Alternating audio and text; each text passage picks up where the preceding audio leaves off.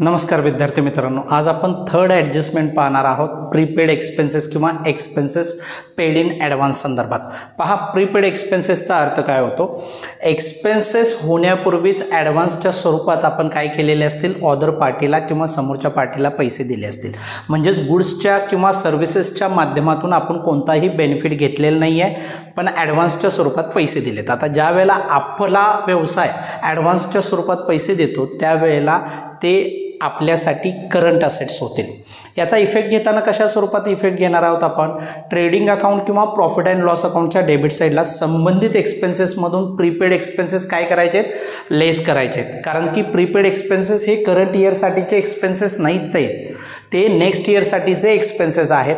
त्यामुळे trading account किंवा profit and loss अकाउंटच्या debit साईडला जे एक्सपेन्सेस प्रीपेड दिलेत ना, त्या एक्सपेन्सेसमधून प्रीपेड एक्सपेन्सेस वजा करा आणि सेकंड इफेक्ट आपल्याला बॅलन्स शीटच्या असेट साईडला शो करायचा आहे।